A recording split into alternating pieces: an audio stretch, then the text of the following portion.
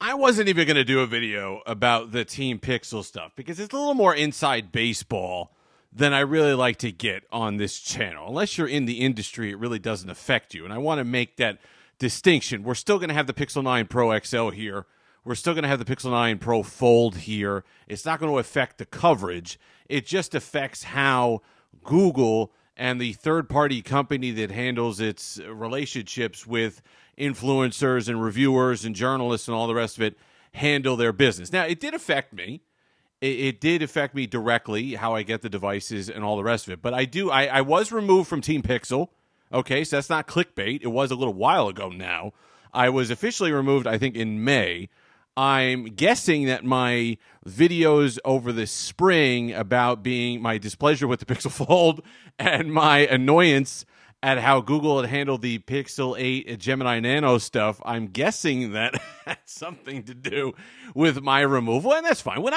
If you go back to the video that I announced or I talked about how I was on Team Pixel, I think even in that very first video, if I remember correctly, I said this is going to be short-lived. This is going to be, because I know how companies handle their business. And to be fair to Google and to their third party, you got to say it's a third party company. We don't know. I mean, there's a reason why they do that. There's some plausible deniability there. They can say, we didn't know what they were doing, and then get rid of them and their scapegoat and all the rest of it. That's fine.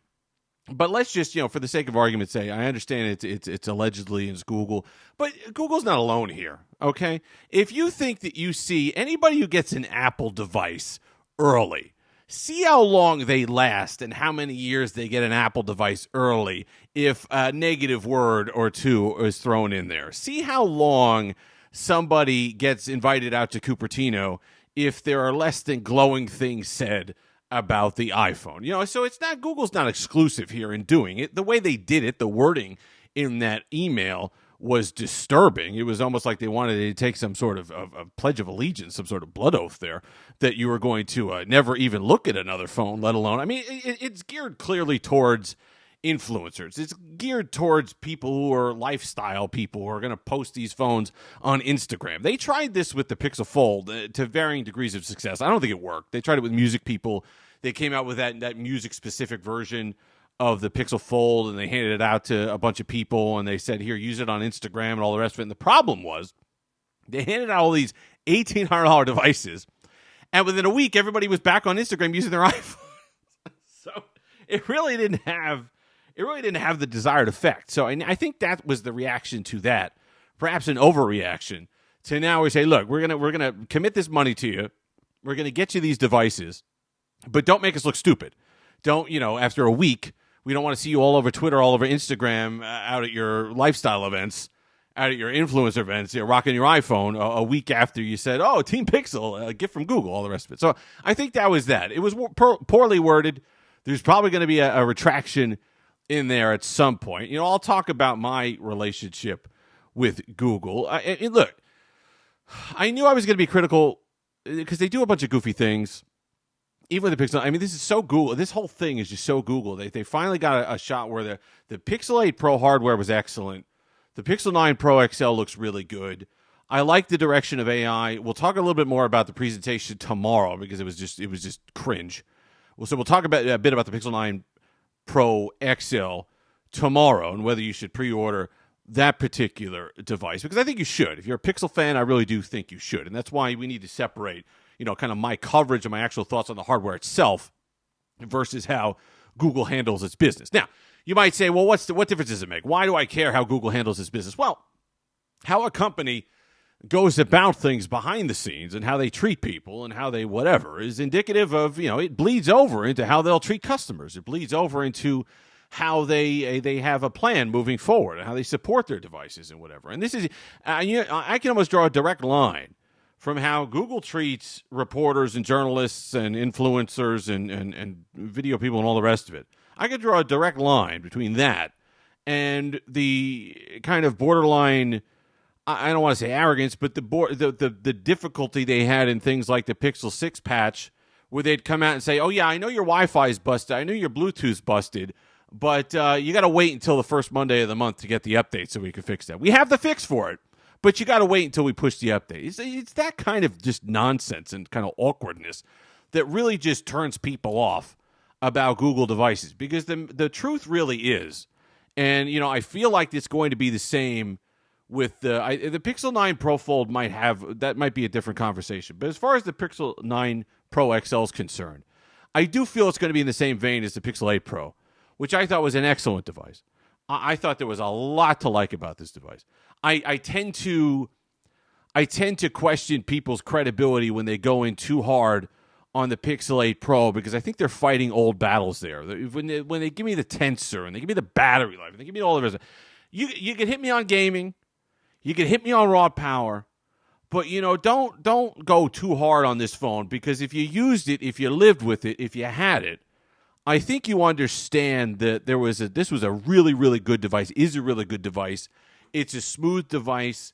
Everything feels integrated. The software is good. There's a lot of improvements on the Pixel 8 Pro. Tensor 3 was good. It was power efficient. Did not have the heating issues of Tensor 1 and 2. There was a lot of things here to like about the Pixel 8 Pro that I'm pretty sure, unless they just make a massive error, that are going to continue through to the Pixel 9 Fold, a Pixel 9 Pro XL. They got to work on the names, though. They can't go back to the XL and then have a Pro in there. I mean, either you're Apple or you're not. Give me, come on, fix it, sort that out at some point. But as far as the TeamPixel stuff's concerned, look, I'm not going to get anybody that signed away their first child for a phone. There's a lot of small creators that, that's their in. That's the way to make some money. That's the way. I'm never going to get on anybody for how they make a living.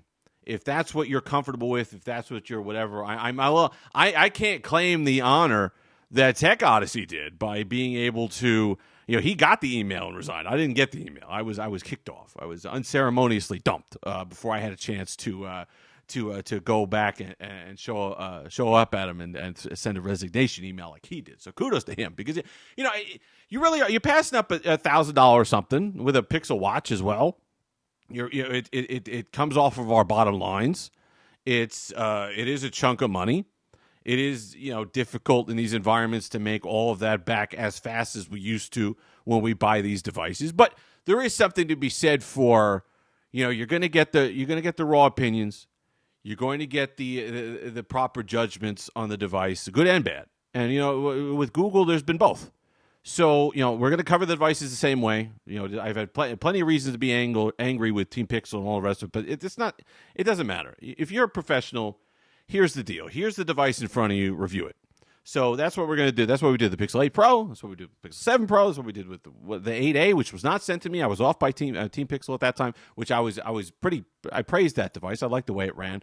I liked the whatever. Pricing was its own thing, but I did like that device quite a bit. So you're going to get that same balanced coverage here, but I did want to go on and talk a little bit about TeamPixel, because it's just indicative of the goofy way that Google handles almost every single thing they do. And even if it's a third-party company that's handling, and Google didn't sign off on the wording of that thing, it's still, they hired the company that then went and did something goofy. So it's just a trend. I'm hoping that it stops. I'm hoping that the fact that this got brought out to the light of day kind of reverses that trend, and they kind of go about things a different way, and that we have a smooth rest of the launch for the Pixel 9 series devices. Because I think if Google really gets its act together and has a coherent strategy, there is a lot to like there, and we need the competition. People say, "Well, they're going to wind up like LG and leave the marketplace." You guys, you criticize OnePlus and you criticize. Look, we criticize companies because we want competition, because we want them to improve, because we want them to have decent devices that we can then go to town with against something like the Samsung Galaxy S24 Ultra. We don't criticize. If we didn't care, if we just thought that they should go off into the wilderness and disappear, we wouldn't pay attention. That's the bottom line. Anyway, former TeamPixel member signing off. If you've made it this far, like, comment, subscribe, all that fun stuff. Until next time. Have that Steve-licious day.